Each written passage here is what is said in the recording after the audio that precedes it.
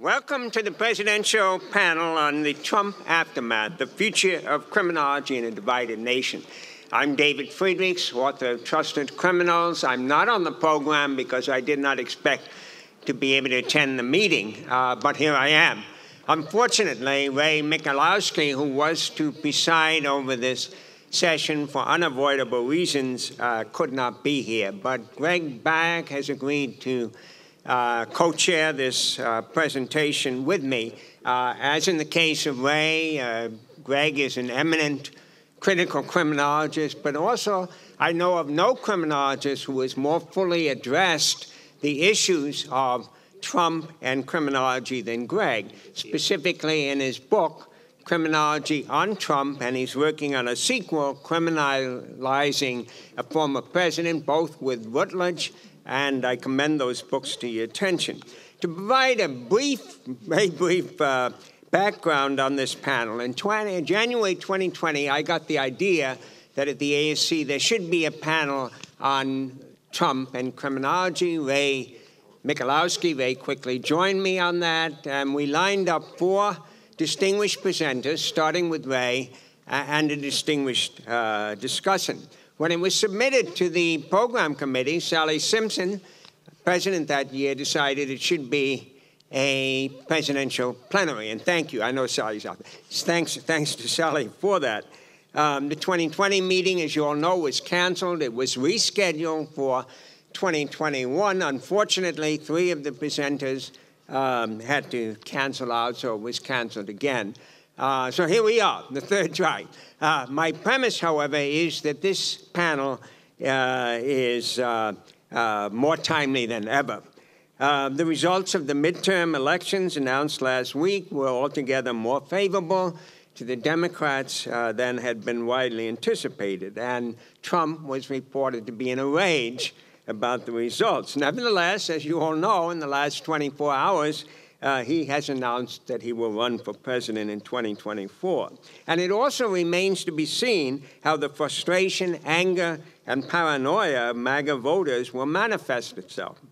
So major concerns for the future of American democracy remain, frankly, very much in place. Now, the core premise for this panel is very straightforward. Trump and his presidency and Trumpism have had and continue to have a profound impact on criminological phenomena. And in relation to what I have characterized as a prospective criminology, we have to focus on anticipating what will come next. That is part of it. My parents, in their native Germany between 1933 and 1937, they lived through unimaginable things that were happening before they left Nazi Germany permanently in 1937. And then, of course, in the wake of that, the truly unimaginable occurred in the form of the Holocaust. Now, if Trump is elected president in 2024, which, despite his bad week last week, can by no means be dismissed as a possibility, I think one can safely say some unimaginable consequences will follow in relation to crime, criminal law, criminal justice, and social justice. We have already witnessed the unimaginable in this country in the form of January 6th. John Braithwaite, in the conclusion of his just-published magisterial Microcriminology and Freedom, that is the focus of an author meets critics session at 2 o'clock today, he says that criminologists have a redemptive responsibility to attempt more meaningful macrocriminologies. Then they might act on the knowledge generated towards a freer, safer humanity that struggles with fewer extinction threats. The book has been published by ANU Press and is available in open access format. Okay, the 4 presenters, 3 of the presentations by co-authors, offer takes on divergent dimensions of Trump and Trumpism in relation to criminology. The format is as follows. Each presenter will be allocated about 15 minutes, and then there will be 15 minutes by the discussant. Normally, I'm a great believer in audience participation segment, but it just was not feasible here. But what I very much hope will happen is that discussion of what you hear today will follow on in the hallways over the next 3 days and over meals. Now, I also have generally believed in sticking to the order in the program. We've slightly varied that, but Peter Henry Pontel will start us off. I will make myself useful by retiring to first row to serve as a timekeeper. So without further ado, let me turn the floor over to Henry.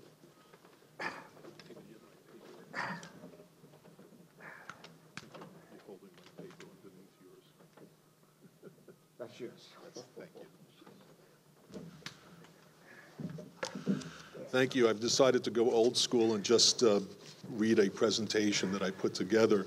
And fortunately, there's no light on the podium, so please bear with me. I'd first like to thank ASC President Sally Simpson and Janet Lauritsen and esteemed colleague David Friedrichs for persevering through pandemic delays and making this important panel happen, and for this invitation to be part of it. My presentation provides an update of a paper published last year in Crime, Law, and Social Change, entitled In Your Face Watergate, The Neutralization of Government Lawbreaking and the War Against White-Collar Crime. Like many of us, I'm suffering from a severe case of Trump fatigue, and with it, a deep concern for the future of the country. One doesn't have to venture far to find radically different perspectives from family, friends, and associates regarding Trump, Trumpism, corruption, and white-collar crime. Following the updated presentation title that was most graciously and intelligently provided by David Friedrichs, I'll offer some thoughts on how we got to where we are today and absent a crystal ball, speculate on where we could end up. It seems clear that the future of criminology and many other disciplines is unarguably tied to sweeping ideological changes brought on by Trumpism. Among many other issues and concerns, they provide an unprecedented urgency to past repeated calls for much greater attention to white-collar and corporate crime. A few years ago, David Friedrichs and Greg Barrick outlined a variety of areas for potential criminological research, given the numerous scandals that quickly engulfed Trump, his associates, and his presidency. Some of these were highlighted in a special issue of the Journal of White-Collar and Corporate Crime, and Barack later published a book whose central premise was clear. Quote, Donald Trump is a con artist, a master gaslighter, and a shrewd racketeer, unquote. Fast forward to the big lie about the 2020 election, an attempted self-coup, and a virtual takeover of a major political party now threatening democracy itself.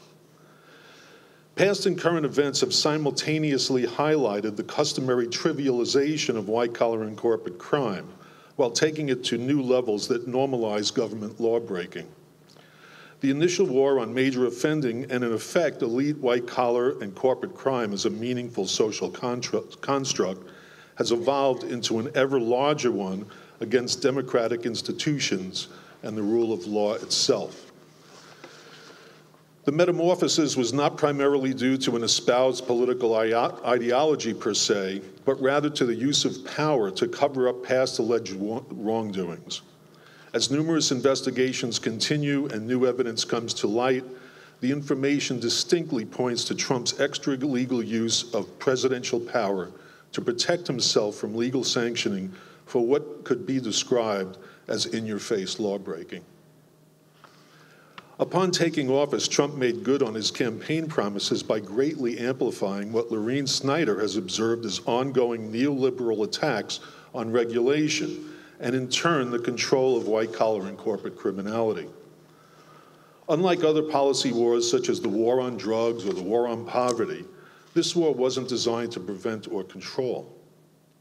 Moreover, it's characterized by an ever-growing list of major alleged lawbreaking by Trump himself and those in or associated with his administration.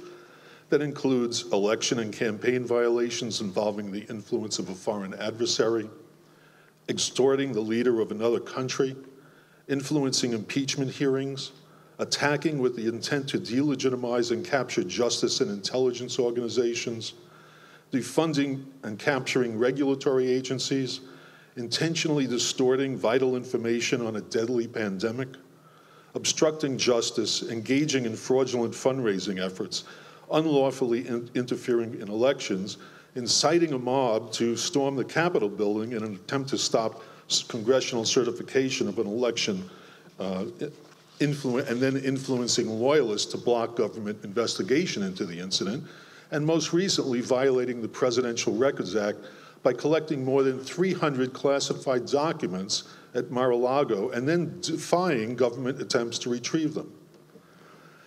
These are not only individual manifestations of alleged serious lawbreaking, but considered as a whole, constitute a much larger existential war against the very idea of elite white-collar lawbreaking and the rule of law itself.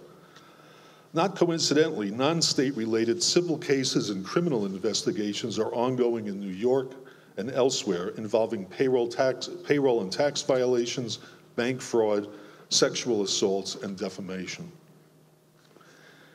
In short, a plethora of cases and related data are already available for criminological study, and there will surely be much more to come. A juxtaposition with Watergate, one of the darkest chapters in US presidential history, may seem appropriate given the rather open and virtually in-your-face nature of many of these scandals. But even that comparison is unfair to Watergate.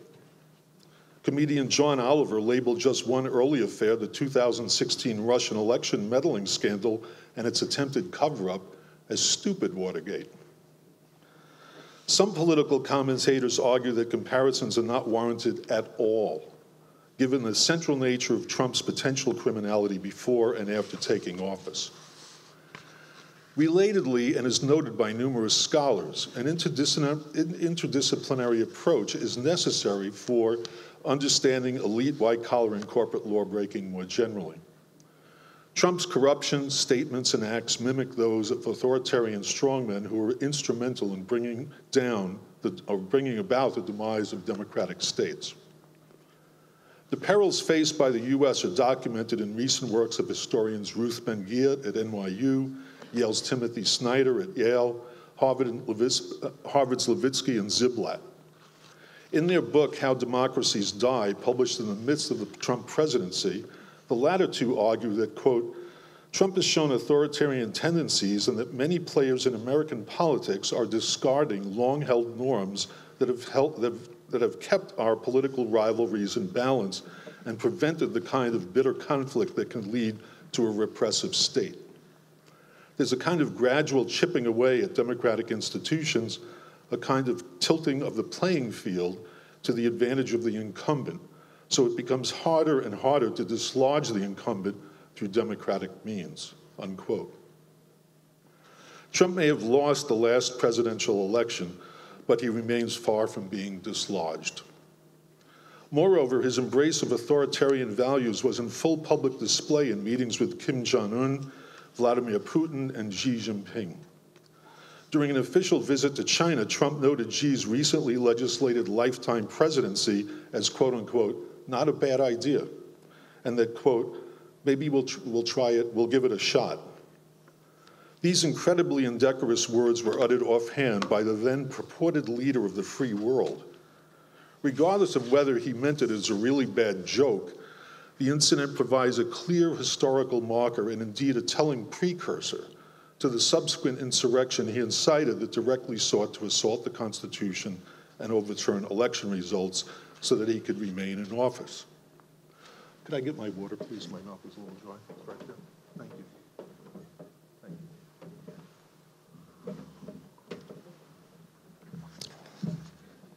Since then, he's continued to proffer the big lie that the 2020 election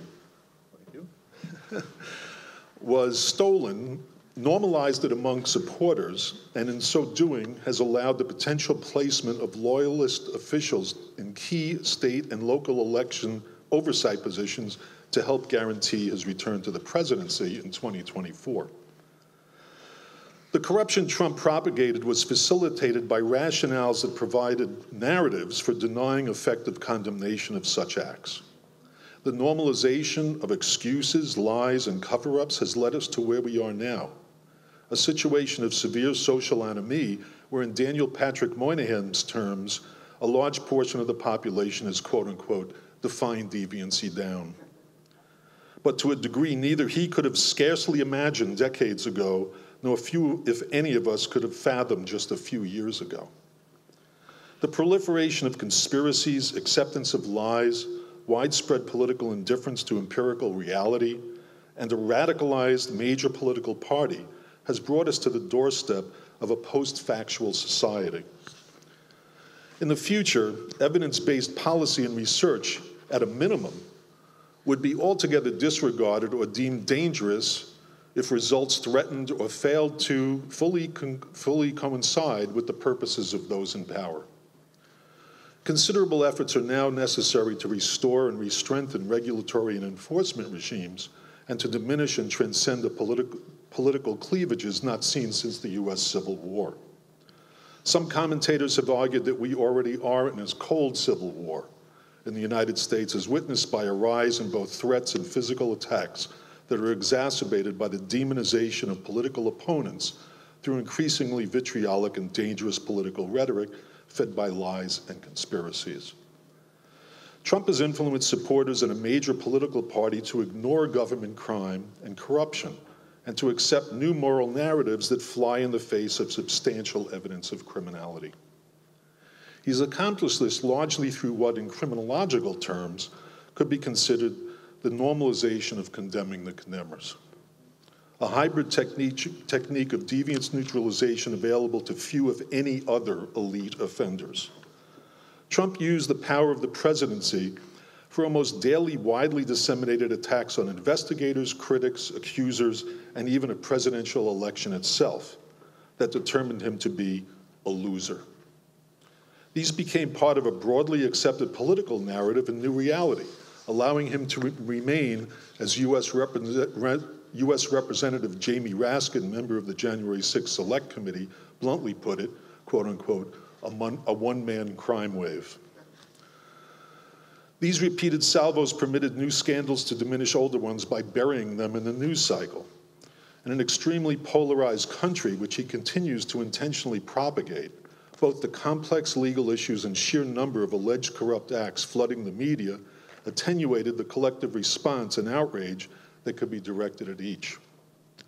The normalization of condemning the condemners provided a powerful weapon against the recognition of white-collar crime and its enforcement. Absent accountability for numerous instances of alleged criminality, it has evolved into the increased normalization of lies and violent rhetoric targeted against political opponents and other persons and groups. The January 6th attack on the Capitol has also brought into focus the underlying fundamental issue of the state's capacity to adjudicate such massive and sudden criminal events. The DOJ reports that it is quickly running out of money to investigate and prosecute thousands of January 6th rioters, no less the higher-ups behind the scenes responsible for organizing the violence. In a Republican-controlled House, it's doubtful that additional funds will be forthcoming. And even if they were, the task facing the DOJ remains gargantuan. Common crime control policies are typically thwarted by chronically overloaded criminal justice systems. Braithwaite likens this capacity phenomenon to a sprinkler system shutting down shutting down just as the fire gets hottest. Major white-collar crime cases involve the far greater resources and are ordinarily characterized by such shutdowns, including non-prosecutions, deferred prosecution agreements, the settling of cases, and/or litigating them civilly rather than criminally. The political issues at play in official and public responses to the January 6th insurrection will also determine the capacity of the DOJ to prosecute white-collar lawbreakers involved in the self-coup. The Trump presidency and its aftermath show not only how unchecked power impacts fraud and corruption, but provides the quintessential case of how such power influences the trivialization of major white-collar crime and its relegation to the status of a quote-unquote non-issue. At the same time, it's a loud wake-up call that elite violators with greater resources can play the system more effectively, escape legal sanctioning, and in the case of a renegade ex-president, bring yet untold political destruction and social turmoil. For the field of criminology, the Trump presidency and its aftermath provide a major opportunity to significantly enhance its relevance as an academic enterprise by further embracing the study of elite criminality, state crime, and government corruption. I assume the whistle is I'm out of time? Okay, thank you.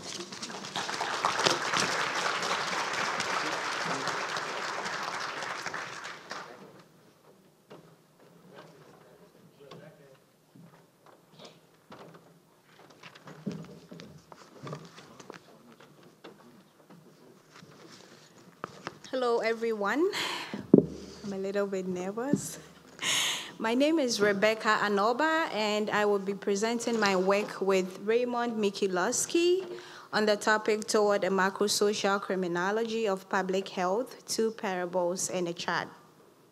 We are both affiliated with Northern Arizona University.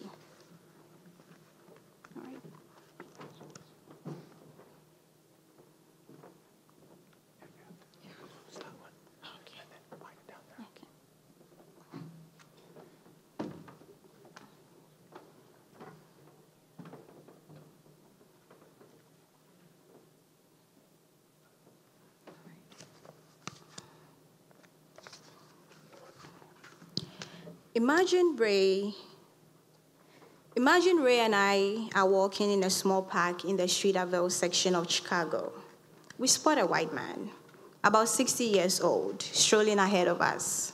His clothes and his watch mark him as good pickings. I catch up with him and get his attention by asking for the time. While he's looking down at his Rolex, Ray steps behind him, fires a .22 bullet into the back of his head, mafia style, killing him instantly. We grab the victim's wallet and watch and make our getaway. Few would doubt that this was murder. However, it was more than just a killing. As a white resident of Streeterville, our victim had a good chance of living to 90 years of age. That is the average life expectancy for people in that neighborhood. We didn't just take his watch and wallet, we stole the possibility of 30 years more life. If we faced a wrongful death lawsuit, those 30 years would be critical in determining the damages awarded his family. Imagine now that just as we were committing this murder, a 60-year-old African-American man in Chicago's Englewood neighborhood died from a stroke due to untreated high blood pressure. Since he had reached the average life expectancy for male Englewood residents, there was little surprise. He was, in the words of Barbara Ehrenreich, old enough to die, at least in his neighborhood. Nor would there be any wrongful death lawsuits because there is no obvious guilty party. And even if there was, the value of the victim's life expectancy would be zero. Our parable is played out every day in real life around the United States and across the globe. Put simply, the affluent live longer, healthier lives than those from lower income strata. A 2017 study of Seattle and its surrounding county, for instance, found an 18-year difference in the life expectancy of men living in census tracts with the highest life expectancy compared to those from tracts with the lowest. This leads us to two meta-theoretical questions that animate our paper. Is anyone accountable for the lost years of life extracted from the poor in the United States or in poorer nations of the globe? Does the gap in life and health between the affluent and the poor have anything to do with criminology? It is our contention that the lost years of our imaginary Englewood stroke victim, like those of so many people, are wrongfully stolen, not by those with criminal intent, but by agents of a social system and its constituent organizations that deliberately, though casually and without guilt, allocate positive social determinants of health to some while withholding them from others. Insofar as these outcomes are avoidable, they are also blameworthy, to use Agnew's term, and thus appropriate objects of criminological inquiry. While the allocation of poor health and early death to some, and long and comparatively healthy lives to others has long been recognized by public health researchers, it was made particularly stark during the years of the Trump administration in multiple ways. One was the president's official mockery of public health measures to slow community spread of the disease, particularly mask wearing. Others included the promotion of bogus treatment and the tactic and sometimes explicit ways Trump and his political operatives helped mobilize a social movement against intervention strategies. Together, these practices have kept U.S. life expectancy from recovering from its COVID slump as quickly as European nations that mounted much stronger national programs for public health compliance. In addition to the COVID-19 policy failures, the Trump administration undertook a broad rollback of environmental regulations designed to protect health, a policy whose harmful health effects remains ongoing. Even though preventable harms to health are often linked to choices made in corporate boardrooms and governmental agencies, the harms studied by corporate and state crime researchers are rarely identified as problems of public health. There are a few exceptions, such as studies of the physical and behavioral health problems among prison and jail populations, and analysis of the links between criminal behavior and environmental conditions, such as exposure to lead. These approaches, however, focus on downstream relations between street crime and health factors than on macro-social forces shaping the allocation of health. As a corrective, we offer three propositions. First, a vibrant linkage between the disciplines of criminology and public health can contribute to a better understanding of the societal and organizational basis of what we term public health crimes, including both illegal acts and legal but wrongful harms to human well-being. Second, criminologists concerned with corporate crime, state corporate crime, and other crimes of power are particularly well-positioned to develop what we call an upstream criminology of public health. Finally, if done well, a public health criminology can be more than an academic exercise. It can be an opportunity for criminologists to engage with public health advocates who are working to right the wrongs of health disparity. Now let's conceptualize health. The World Health Organization defines health as complete physical, mental, and social well-being of the whole person, and not merely the absence of disease or infirmity. Public health policy and practice are the conceptual and organizational pathways to achieving this overall well-being through the fair and equal distribution of limited resources to safeguard, maintain, and restore health. The UN Declaration of Human Rights, subsequent UN conventions, as well as many national documents like the European Social Charter, recognize a human right to positive social determinants of health. These include healthy food, clean air, water, safe housing, education, healthcare, and social engagement. In the 1980s, the concept of population health became an increasingly important component of public health research and public policy making. Policy health refers to how resources can be allocated to overcome the problems that drive poor health outcomes for identifiable population groups. Population health studies spurred a growing recognition of the importance of understanding and addressing group-based health disparities and is the foundation for the contemporary movements for health equity.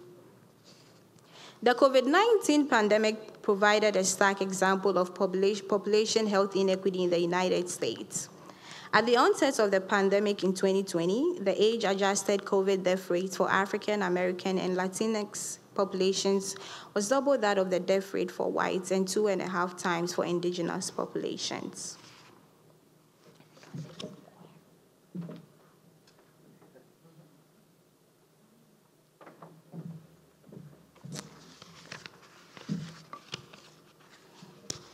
There are multiple factors underlying these disparities in COVID death rates, but the most significant ones reflect disparities in the social determinants of health, such as the greater exposure of poorer populations to structural threats such as pollution, food deserts, unsafe water, inadequate housing, and unequal access to health, and social ones such as racism.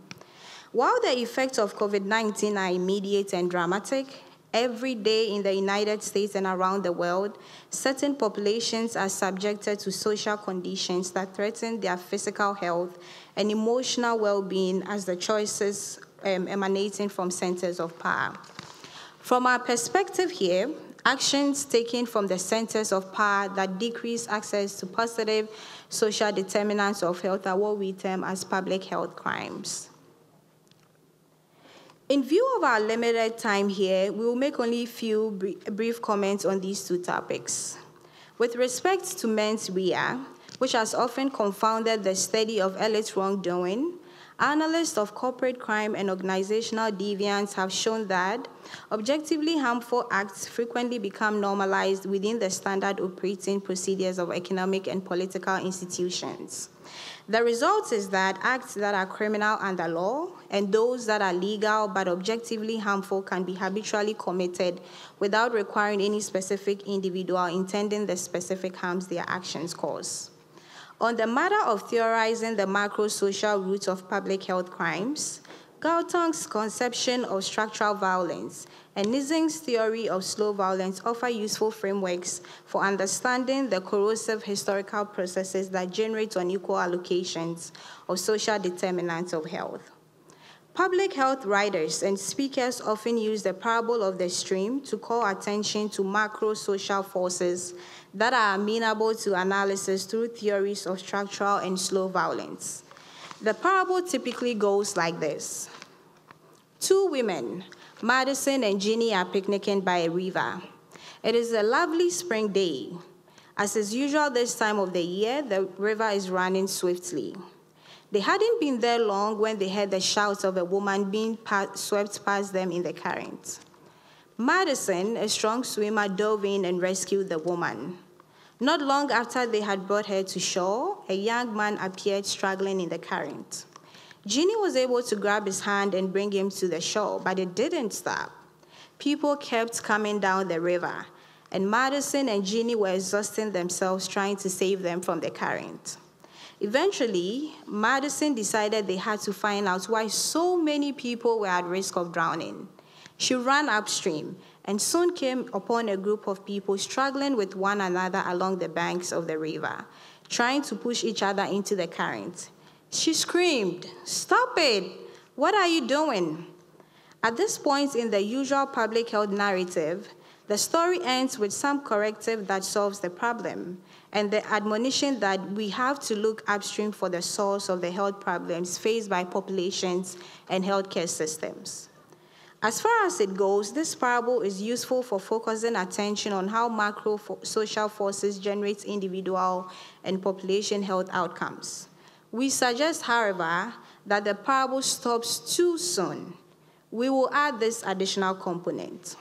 When Madison asked why people were throwing others in the water, they replied that there was not enough land for everyone to live on.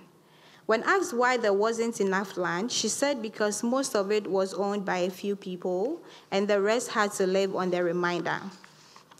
That is, criminologists concerned with public health should analyze both historical and contemporary macro-social conditions that generate wrongful downstream harms to public health.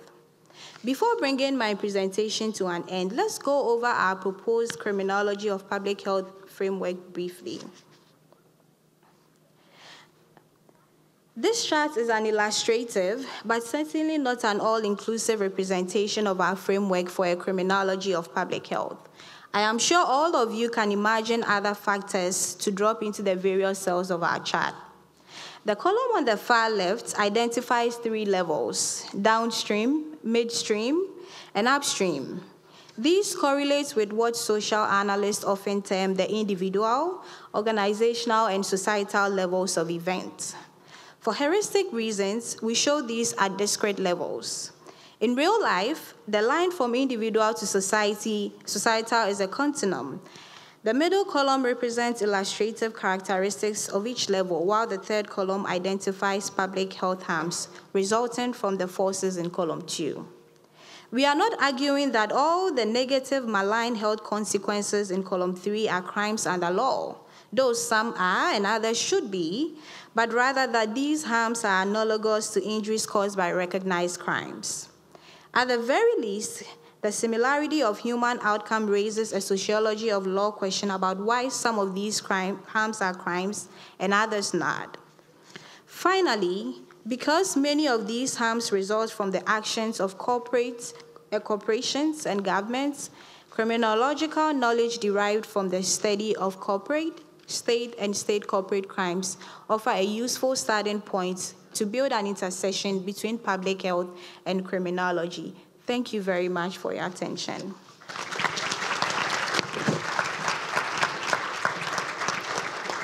And before I hand over, I would like to just briefly, so on the slide, could you please pull the slide up? Just the very last one. Okay, so just briefly, so this is Raymond Mikilowski. He's my mentor, and that's him with his dog. Raymond couldn't make it to this year's conference, but that's his dog. He's been with him for 12 years, and we lost him over summer. So this is our way of recognizing the dog, Max. Thank you very much for your attention.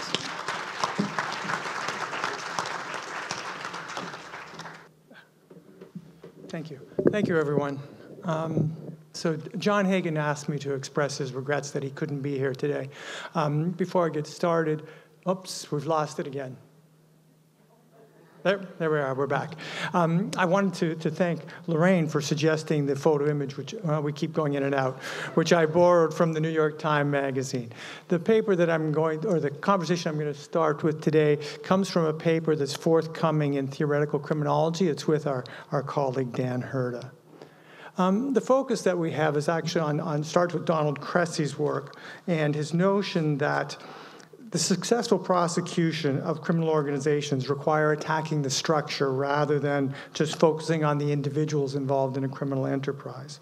Cressy's organizational focus is important for understanding Donald Trump's campaign team's illegal activities, and it highlights the coordination of power and corrupt activities. And it's that campaign period that we're going to focus on. Organizations are powerful weapons in political and white-collar crime. And Wheeler and Lewis make the point that organization is essentially what the gun or the knife is to the common offender. Cressy's premise that organized criminals, including elite politicians like Trump, could be denied the protection of a white ideology of privileged respectability, works through the enforcement of a structurally empowered RICO statute and its concept of criminal enterprise. A congressional statement of findings and purposes on the RICO Act recognizes that it had powerful possibilities for, in their words, the eradication of organized crime by strengthening the legal tools in the evidence-gathering process and by providing enhanced sanctions and new remedies to deal with various unlawful activities of those engaged in organized crime. And indeed, we get some insight into how RICO could be used for prosecuting politicians from work by Catherine Gibson in a Duke Law Journal in 2008. And what she outlines is sort of a path for a successful implementation of RICO involving some group requirements, some individual requirements, and a temporal requirement. And they focus on the plurality of people in a group enterprise, the shared criminal purpose, that we see evidence of individual participation in this group enterprise, that there's clear criminal intent, and that the group structure has some continuity over time. In our work, we draw on a number of sources, and these are pictured here, to give a sense of what happened in the presidential campaign that was clearly illegal. The key people, of course, are Donald Trump and Hillary Clinton and Vladimir Putin, and on the right, Robert Mueller and Bill Barr, the Attorney General. But it's the three people to the other part of the screen on your left, Paul Manafort Jr., who is a lobbyist, a long history of working with Russian oligarchs and Ukrainian oligarchs in advancing Russian interests. Manafort was a lobbyist within the United States and also became the chair of Trump's presidential campaign for a very short period from June to August. The second person to his right is Rick Gates, who was also a political consultant and lobbyist and a deputy to Manafort during Trump's presidential campaign, and then took over when Manafort was forced to resign.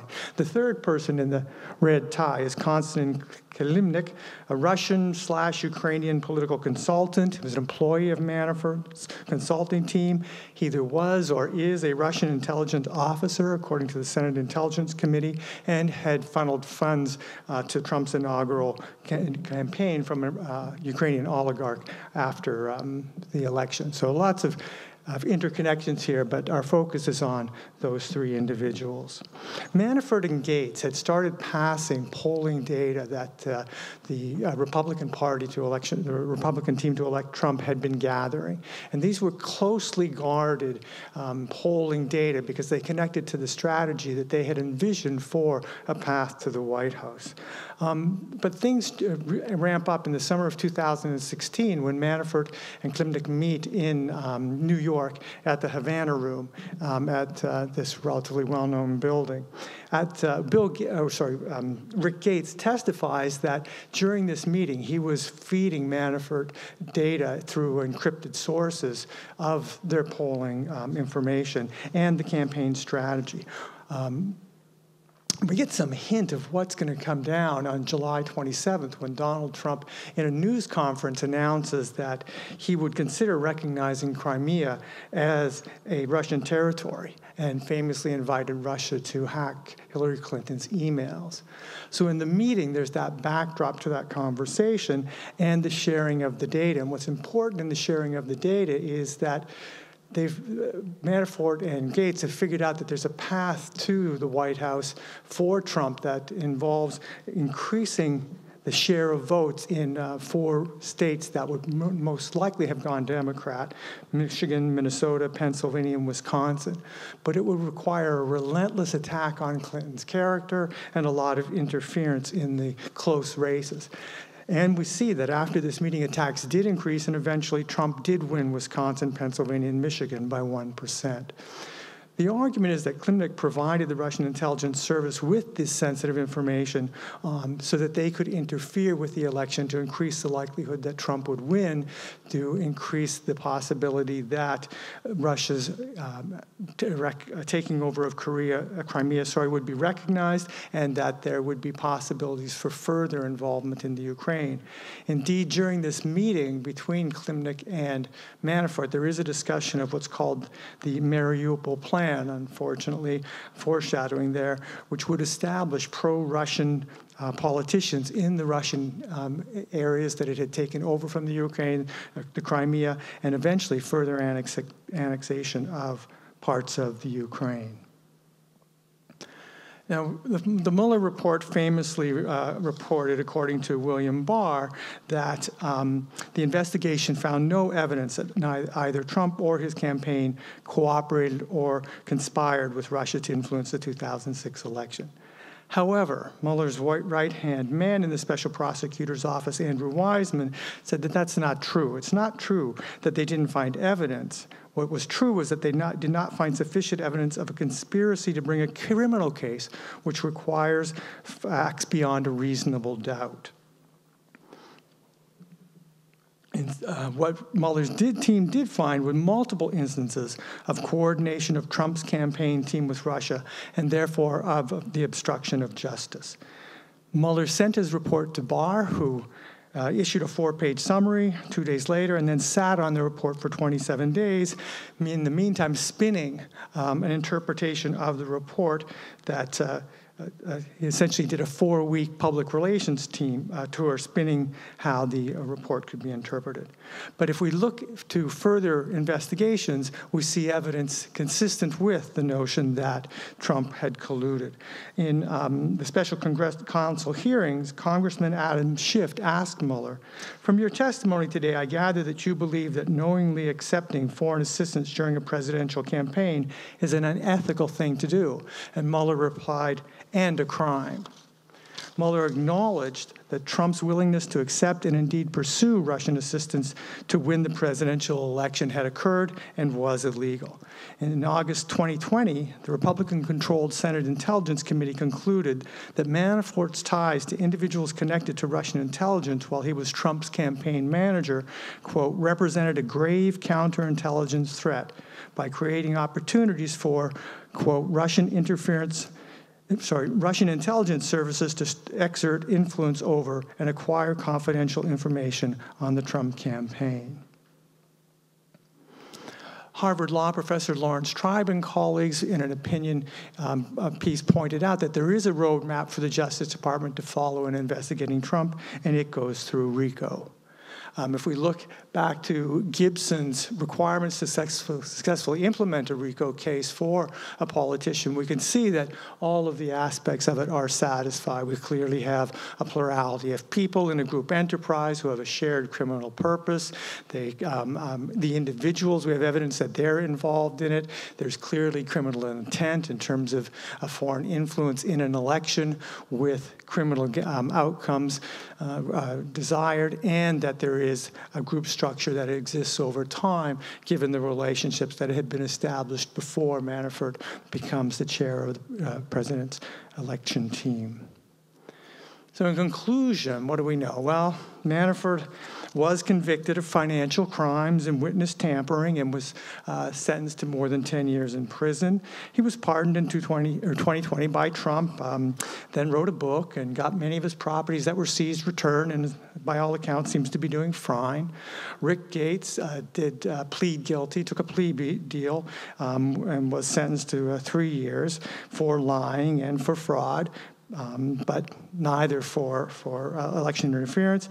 He is still pro-Trump, supported the re-election, and wrote a pro-Trump memoir, and last I heard opened a boutique consulting firm to help clients navigate the federal government, and we know where Donald Trump is.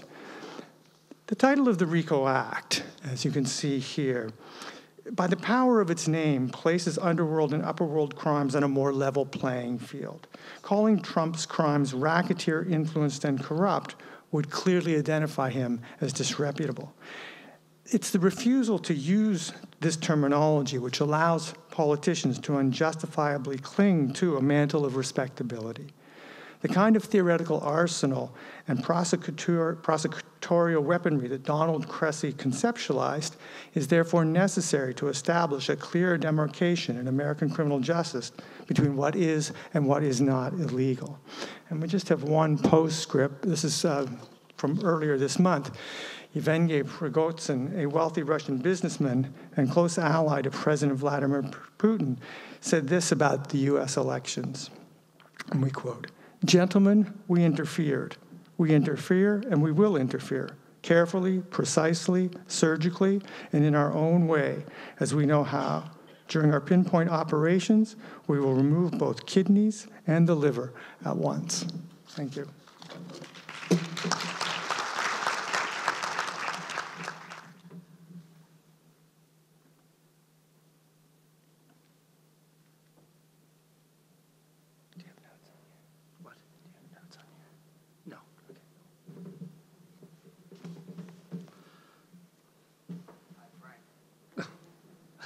Click.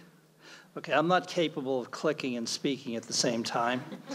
So I have my co-author, Teresa Kulig, who's doing that for me. I'm also not capable of making up PowerPoints.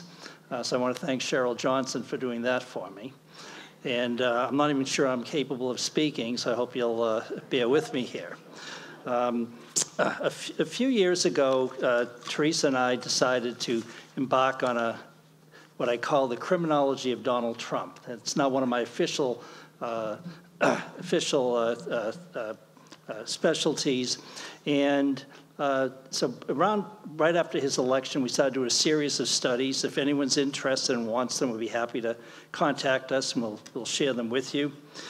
But do you know what it's like to wake up every day and read Trump stories?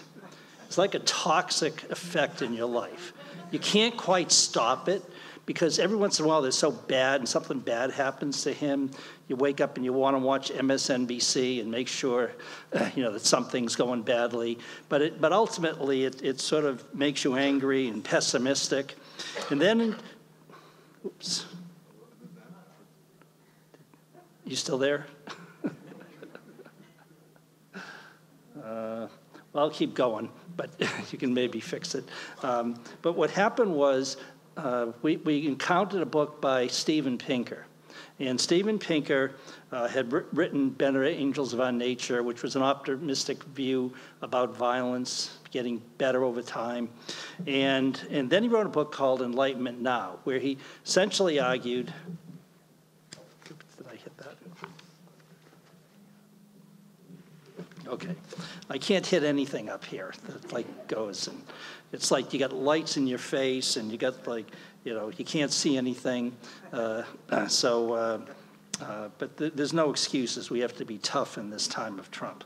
So I just want to let you know that, but I read Pinker's book, and he's optimistic, and basically said virtually everything's getting better in society. And he provides like incredible statistics on how in the United States and globally, people are living longer, they're healthier, they're better fed, they're wealthier, they live in more peace, they're safer from crime and violence, enjoy more democracy and human rights, and have more knowledge. And he gave us hope that maybe with Donald Trump, things were not going to be as bad, that he's a blip on the radar screen rather than an existential threat on our life. Pinker argues that there are 4 Enlightenment ideals that which have an effect. The first one is reason, which is that proposals are judged by the logic of facts and not by custom, gut feelings, and ideology. The second is science, in which proposals are judged by the available evidence. The third is humanism, in which knowledge is deployed to allow all humankind to flourish in the same way that each of us seeks to flourish. And the fourth ideal is progress, which involves the belief that life can get better and is integral to our well-being. Now, those 4 ideals clearly are not embraced by Donald Trump. Okay? And so I think that we can see why they provide an alternative view, that they are at the core of what makes our country great and the world great, that maybe that they will be a source, a dam against Trumpism going on. And so Pinker's not naive. He has a whole section in his book on the threat that Trump poses, but he doesn't see it as existential. He says Trump advocates authoritarian populism. He emphasizes tribalism, authoritarianism, demonization, and zero-sum thinking. And he seeks to undermine the foundations of the Enlightenment. But Pinker asks this question: will Trump really undo a quarter of a millennium of progress? There are reasons not to take the poison yet. So I want to go into 4 reasons why I don't think Trumpism will prevail over the Enlightenment ideals that are looked at by Pinker. The first one is we forget how bad things were once upon a time, how much progress that we have made. And I want to talk about just 2 quick examples. One from the United States history during World War I from 1917 to 1921, and another one in 1968, which was my high school year, senior year in high school. I think I was 12 then. I was a precocious guy. So first of all, I want to talk about the book American Midnight by Adam Hochschild, who's Allie Hochschild's husband. And I saw him on Morning Joe, and he was talking about how little we know about what went on during World War I. And the degree of repression that existed in our society and was tolerated. First of all, right, there is the Espionage and Sedition Acts, that if you spoke out against the war, you would be prosecuted. Any anti-war utterances or against the draft, and we gave 10-year sentences, right? Does that sound familiar? Right? In terms of Putin and Russia, we did that. Civil liberties were ignored, and the Supreme Court voted to uphold these violations of civil liberties. There was something called the American Protective League, an all-white male paramilitary group of private citizens who rounded up draft dodgers and immigrants, quasi-militia. We targeted socialists and labor groups. We imprisoned Eugene Debs on a 10-year sentence. He served 3, and we deported Emma Goldman. There was lynchings, beating, a lot of tarring and feathering of anti-war and labor figures, with juries usually acquitting the perpetrators in minutes. There was the mass prosecution of members of the Wobblies as an attempt to undermine socialism, the tolerance of racial violence, including the massacre in Tulsa, Oklahoma, the resurgence of the KKK with 4 million members, and in 1927, a notable march of 100,000 people in New York City, which led to the arrest, including of Fred Trump. And then the Spanish flu, which was repressed at that time and led to a lot of servicemen dying from the flu. Let me turn to 1968, another year of crisis in our society. The Vietnam War, right, in which almost 17,000 people died in 1968. There was the Tet Offensive, the My Lai Massacre, the execution of Nguyen Van Lem, the classic photograph. There was the election of Richard Nixon and Spiro Agnew, both of whom would resign from office due to criminal offenses. There was racial protests in 110 cities following the assassination of Martin Luther King Jr., the iconic protests in the 1968 Olympics by Tommy Smith and Juan Carlos doing a Black Power salute for which they were excoriated. And then we forget about how far we've come in terms of gender inequality. In 1968 was the first year that women were admitted to Yale.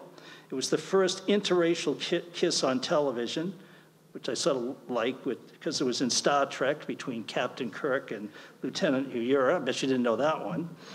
And finally, there is a nameplate, Paul A. Dubek. And when my wife arrived at the University of Cincinnati, that was the nameplate on her door. Her name is actually Paula Dubek. Right, so that was Paul A. Dubek, and I still have that. So there's some ways to understand that as bad as things are today, in many ways, they were much worse in the past. Reason number 2 is that Trump's appeal to a base that is unlikely to grow and become an electoral majority. There's a huge amount of scholarship, particularly in political science, on the growth of white identity, a great book by Ashley Jardina. There's lots of research that people have done, including by myself and my co-authors, showing that belief in white nationalism is a powerful predictor of faith in Trump. That a lot of Trump's support is generated by anti-immigrant and people of color animus.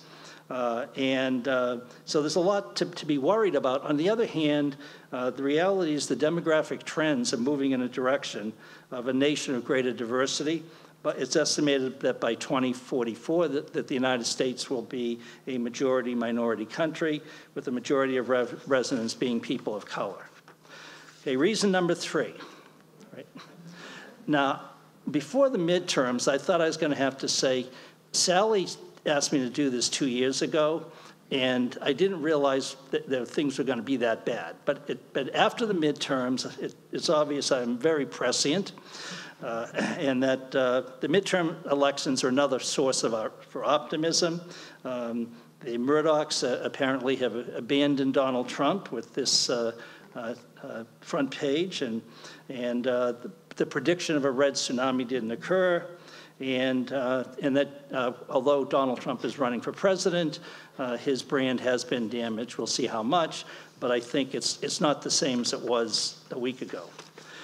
Reason number 4, which is sort of the one that gives me most hope, is that Generation Z and young millennials, 29 and under, reject Trump and Trumpism. As Steven Pinker says, sometimes society advances one funeral at a time, okay, funeral by funeral.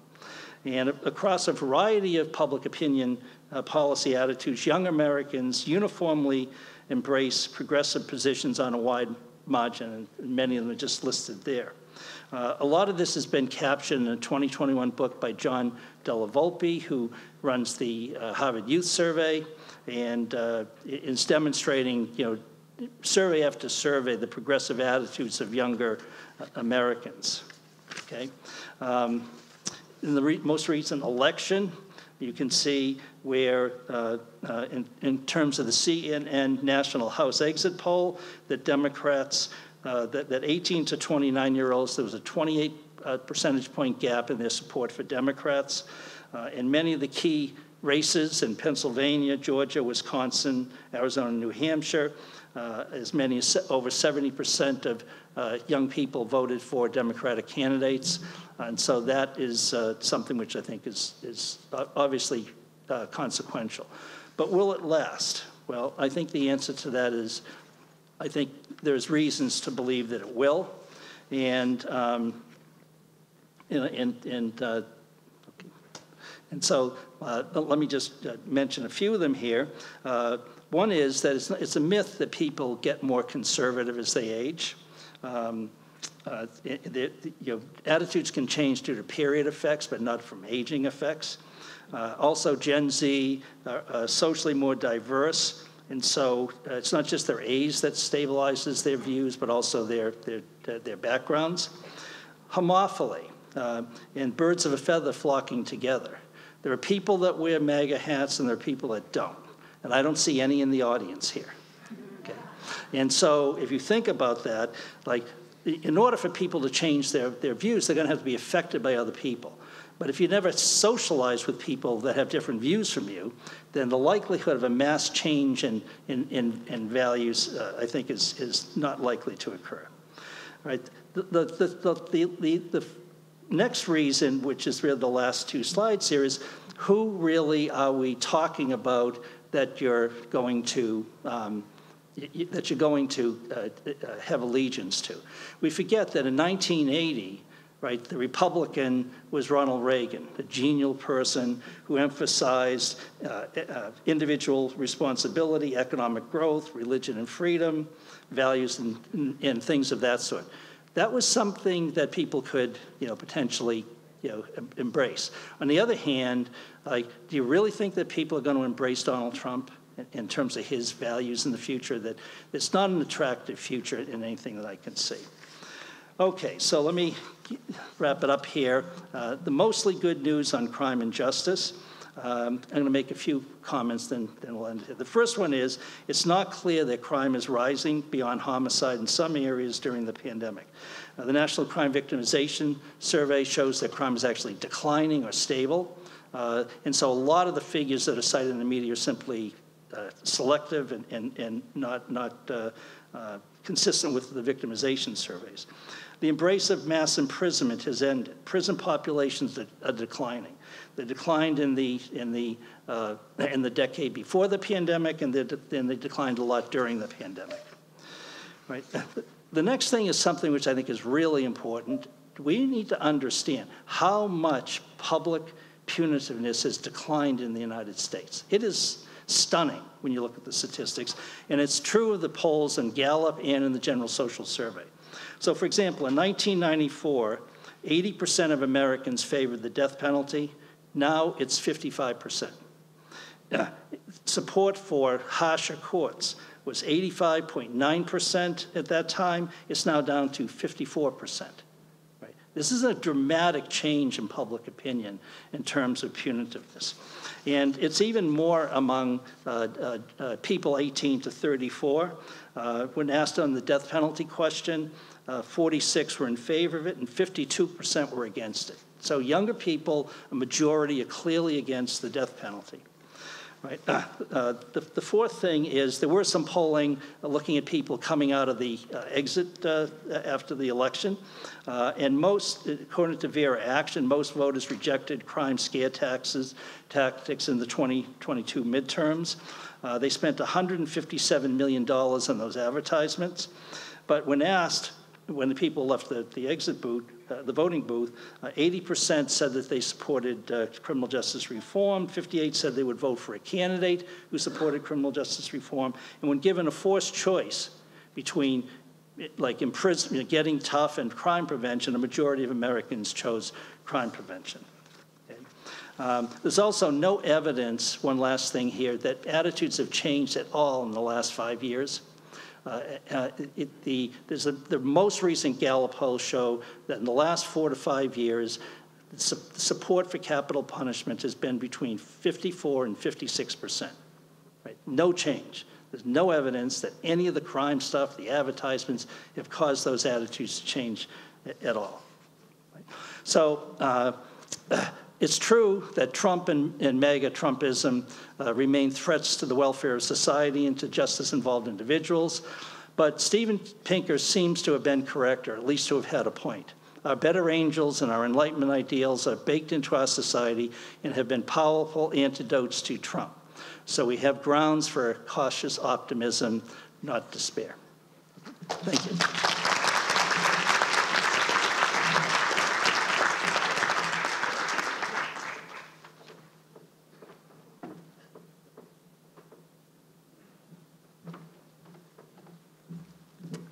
Oh, it's nice to be able to actually see people. Can you hear me? Everybody else is taller than I am. Is that okay? Okay. Well, I am the discussant, and I am really the last and the least important because I suspect that people in the audience, even though David said we couldn't have any questions, I didn't prepare 15 minutes of comments because I thought on this topic there are sure to be lots of people who want to make themselves heard. So I'm also going to copy Henry in that I'm going to read. I didn't do any I didn't do any plain PowerPoint slides. I'm not able to do fancy PowerPoint slides. So, yeah, here are my comments. First of all, just overall, it was a great session, I thought. I thought all 4 papers were great. So I'll start with Henry Pontel, since he was the first one. This was an excellent summary of the depth and the breadth and the historical significance, all of that, of Trump's crimes. And as Henry pointed out, the Trump era provides decades of data for future white-collar and corporate crime scholars. I'm not sure if that's something to be celebrated, but it certainly does. But from the perspective of those who seek greater equity in criminal law and less punitiveness towards the poor and the racialized and the more democratic social orders, well, I'll quote Henry here, the proliferation of conspiracies, the acceptance of lies, and widespread political indifference to empirical reality offers little hope. There is indeed a war on major forms of lawbreaking and, in effect, elite white-collar and corporate crime as a meaningful social construct, and an ever larger one against democratic institutions and the rule of law itself. And well, I'll get to talking about the one optimistic note on our panel in a minute. But I think Henry's paper does underline the seriousness of the situation right now, even if it doesn't last. Okay, and the second one was the Michalowski and Anarbaugh. Is that correct pronunciation? Good. It's a very different piece. And it deals with social injury as crime. And there's a long tradition in criminology, as probably most of the people in this room know, particularly critical and white-collar corporate criminology, of broadening the subject matter of criminology to include socially injurious acts which are not designated as criminal by state, provincial, or federal legal systems. And we do this in recognition of the fact that state, provincial, federal legal systems are shaped by powerful economic and political elites. In this case, Ray and Rebecca, it's easier. Ray and Rebecca have argued that, and I'm going to quote them again, purposeful acts structurally determined, malign disparities in the social determinants of health as epitomized by the Trump government's response to the COVID pandemic can and should be seen as public health crimes.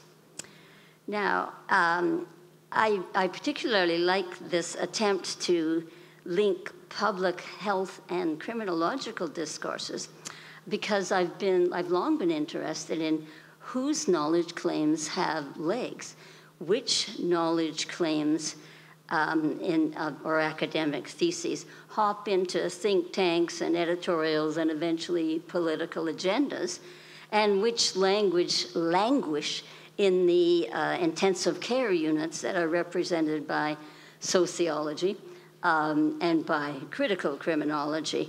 And I mean, when you look at whose knowledge claims get heard, look at the difference between sociology and criminology and economics. There's just a massive disparity there. So public health through the languages, oops, you disappeared again. Oh, well, public health through the languages of risk and safety has great ideological buy-in. As the authors point out, health is seen, you're back. Health is seen as a human right.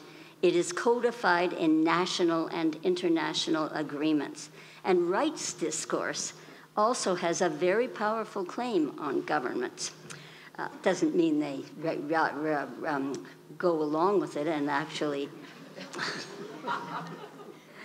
Okay, rights discourse has a powerful claim on governments.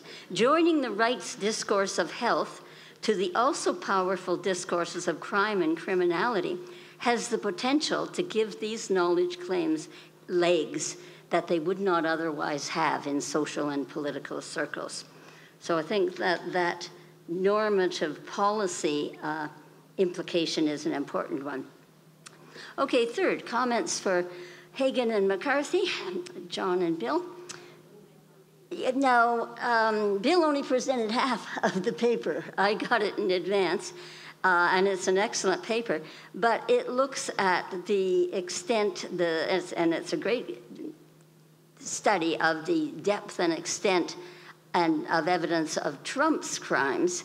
And I'm married to a guy who is wedded to MSNBC, so I thought I already knew everything that there was to know about Trump and his crimes, but I didn't. The second part was on the level of corruption of R.M. Daley and in Chicago, and something I had no idea of, the degree of torture of black people by the police department in Chicago. So you didn't hear that part, but you can read it, and it was theoretical crim, wasn't it? Yeah. Okay. So I two great case studies, and I learned a lot. But I find the use of respectable crime theory to explain the reluctance of state officials to prosecute either man, this is Daley or Trump, as a criminal under RICO, dubious, particularly the idea, and I'm quoting here, that the public ascribes respectability to its fallen presidents. I'd have liked to see the authors question the notion of the public. Who is this public? How was this public opinion created? By whom? What social forces? The article reads as if the authors have accepted, as Cressy apparently did, that the idea that public opinion is the result of a mostly democratic consensus across the population. But I would argue that public opinion is the result of powerful elite forces that shape various publics in ways that are consonant with their own interests. They're not always successful. Many historical, ideological, and political forces conflict in a never-ending, always complex and complicated and ever-changing process. But I would argue that the public opinion that prevents the U.S. government from using RICO against corporate criminals, and particularly respectable politicians, is the result of this creation mechanism of corporate crime. I don't want to be deterministic there. I'm not saying that they control public opinion, but we can't overlook the fact that there are powerful media, powerful groups in government and politics that spend all of their time and a lot of expertise and money shaping public opinion. Okay, and the fourth and last speaker. Now, I didn't receive the PowerPoint slides in time to make intelligent comments. That doesn't stop me from making comments, but Frank and Teresa sent them quite late, and I have to say I was really impressed, first of all, with Frank's ability to do PowerPoint, which he told me he doesn't have, and secondly, by the Trumpty Dumpty slide. That was beautiful. I had not seen that. Since I didn't get anything in advance except a summary, that was provided, can't remember, but it was provided in lots of time. But I want to read it to you because I think it sums up the paper very well. 1, in the long run, things will get better. 2, it was worse in the past in the U.S., and I thought that evidence was really well presented. I mean, I know Hochschild's work, but I hadn't read that one. 3, all the public opinion data show that Gen Z and younger millennials are very progressive in their views. And 4, all the public opinion and incarceration data show a decline in punitiveness, even during the alleged rise in crime. And finally, Trumpism will decline eventually. And this was a very welcome note of optimism. And it's great to note that in your midterm elections a week ago, that most millennials voted for progressive candidates. But according to the great god Google, only 20% of them bothered to vote. So I think that is one limitation. I also worry about the fact that since January 2021, lawmakers have passed at least 42 restrictive voting laws in 21 states, including swing states like Florida, Iowa, New Hampshire, also, of course, the usual suspects, Alabama, Indiana, Kentucky, Texas, etc. But it's true that most of the Trump acolytes didn't get elected. But I wonder, at the lower levels, how many of the election officials, whoops, what happened? Just like it lower so we can see your face. Oh, okay. Where was I?